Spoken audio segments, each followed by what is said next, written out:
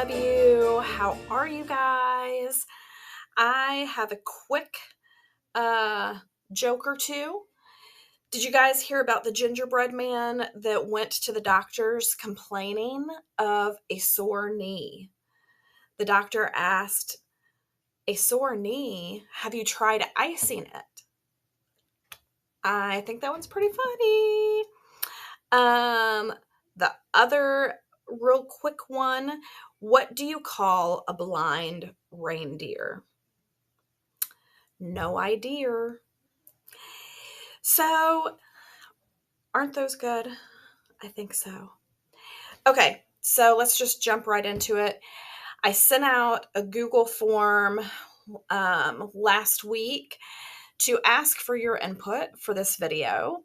So today we're going to talk about healthy and unhealthy dating relationships and healthy ways to break up with someone.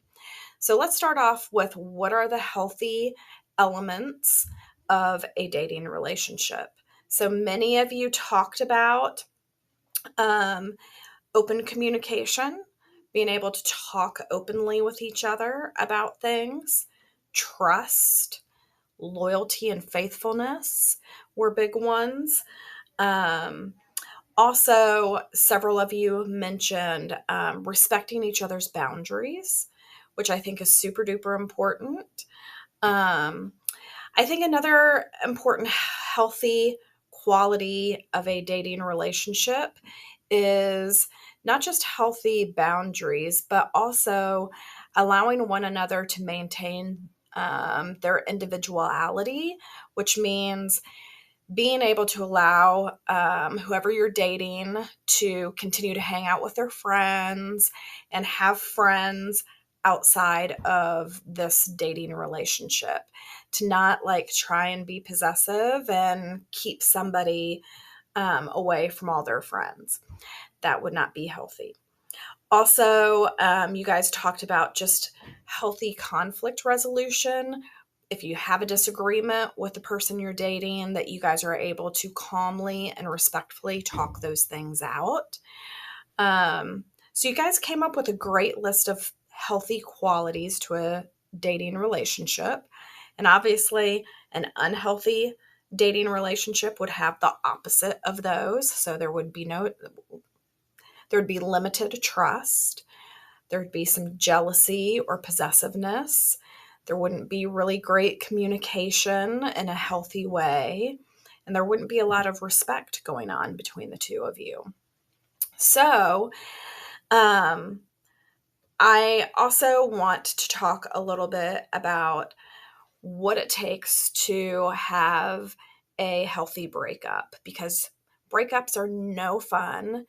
And it is important that you are able to manage a breakup well and to communicate about a breakup well. And so I am going to have you guys watch a little video. Now, the video is from a girl's perspective, but I feel like guys, there's some similarities to what this video has.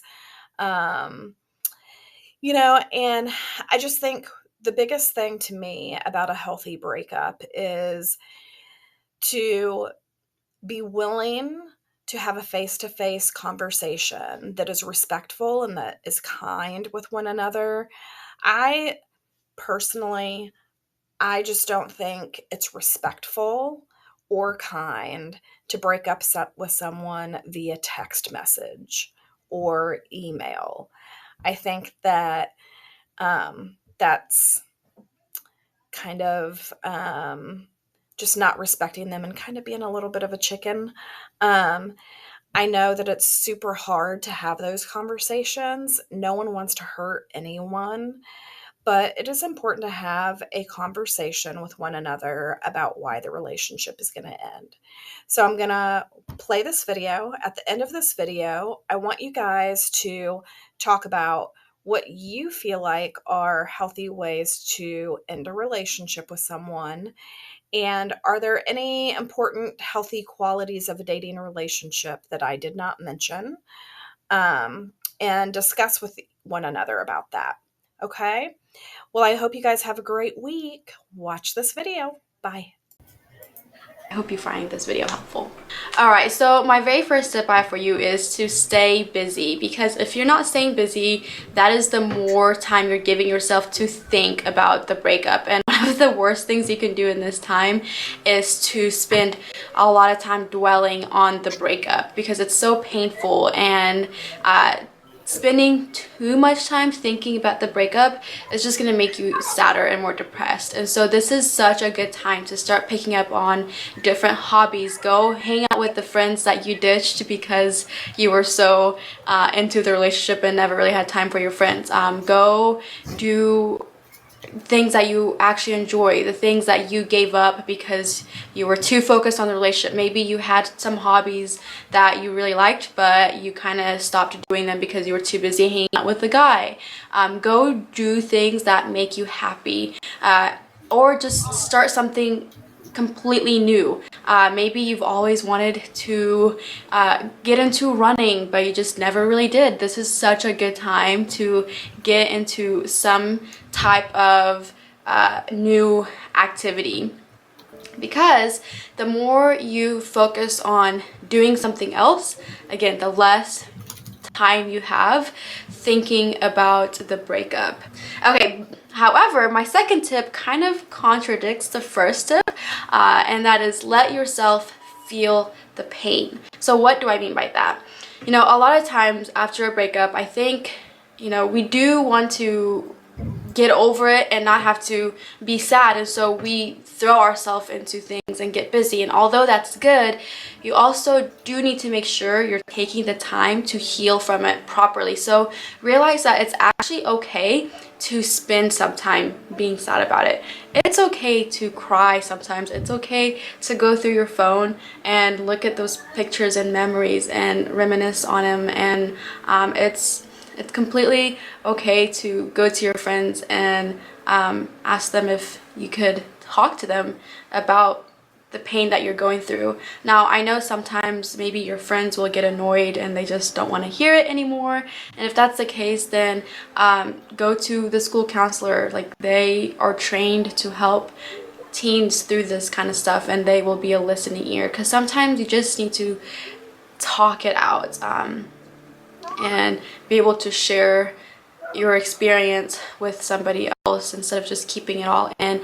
And the more you talk and the more you let yourself actually really feel those feelings, the sooner you're going to be able to get over that breakup. Because sometimes what we do is we keep ourselves so busy to where we actually don't take the time to heal from the breakup, and then later on when we're not busy anymore, it all just comes crashing and you realize, whoa, I thought I was over that, but I'm actually not. Like, I'm still sad about this, I'm still crying about this, what's up with that? I thought I was okay. So earlier on, if you actually take the time to let yourself feel and cry and be sad and be upset, be angry, and all of that, it'll be much better than just stuffing your feelings down. However, I do want to say this is not a phase you want to be stuck in for too long. It's okay to take some time to be upset and sad and angry and bitter. However, eventually you do need to figure out, okay, how can I move on from this? You don't want to spend all of the school year obsessing over this breakup, and you don't want it to ruin your life. You know, you don't want it to end up putting you into a deep depressive episode. So make sure you find a happy medium. Take time to heal, but also figure out ways to move on and be happy again. Okay, the third tip I have for you is remind yourself why the relationship ended.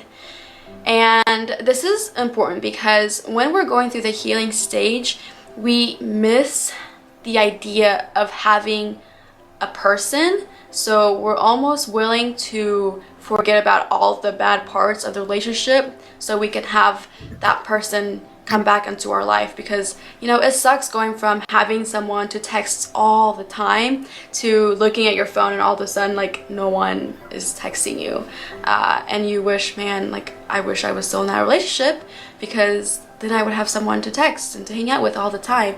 And then we slowly start forgetting about all the negative parts of the relationship that led to this breakup. You start forgetting about how you actually weren't that happy in the relationship, and you were actually fighting a lot in the relationship. And it's important to remember those parts of the relationship, because the last thing you want to do is get back with the person just because you hate feeling lonely and then repeat it all over again, because again you get back into fighting, you get back into arguing, and then you break up again, and it ends up being a cycle. So in order to avoid that, remind yourself why the relationship ended so you're not tempted to go back to the person. Okay, so the next tip is going to sound a little harsh, but I promise you it can end up being like a very, very important step of the healing process, and that is to block the person. Now, I don't mean block them out of hate and spite. I more so mean block them so you can protect yourself. Because let's say like you get on Instagram and all of a sudden you see a picture that he posts of one of his friends that's a girl or whatever, like that can be pretty hurtful, because it's gonna look like he's moving on way faster than you, and like you're still dealing with the pain, and all of a sudden he's posting pictures of other girls or whatnot. Like, that's hard. So you have to protect yourself, and in order to protect yourself you need to figure out a way to not have to see what he's posting. And so blocking him on social media can end up being such a healthy thing for you, and it doesn't have to last forever. Like, once you feel like you're healing from the breakup, you can unblock him, but for now it might be best just unfollow him on everything. The other advice I have for you is try to figure out what you can learn from the relationship that just ended, because I know you probably don't think you are ever going to be able to find another person that you're going to like enough to date, but I promise you there is going to be a time where you're going to be ready to move on. So you can actually take this relationship that just ended and figure out what worked, what didn't, what can you learn, and apply it to your next relationships. Breakups suck, but they're also one of the best learning experiences. So this is a good time to figure out, okay, what can I learn from this relationship, and how can I become a better person? How can I be a better girlfriend to the next guy? And what am I gonna look for in a guy? What are some things that I just did not like in this guy, and so I want to make sure I avoid that at all costs next time around? Try to figure out things you can learn from in this relationship, and I guarantee you it is going to be such a huge help in your next relationship. That being said, my very last advice I have for you is know that you'll get over it. I promise you. I know it doesn't seem like it right now because you're in the middle of the heartache, but I promise you will get over it, and you will be able to open your heart up again and date someone else. And when you get over it and when you find someone else, it's gonna be so special, especially when you find the person that's, you know, is gonna be the one. When you get older and you date and you look back to your first few heartbreaks, you're gonna be like, wow, that was so stupid. I can't believe like I was sad about that, because like this person I am with now is so much more special, and you're gonna be so glad those relationships ended, because if those relationships had not ended, you would not be with this special person you are with now.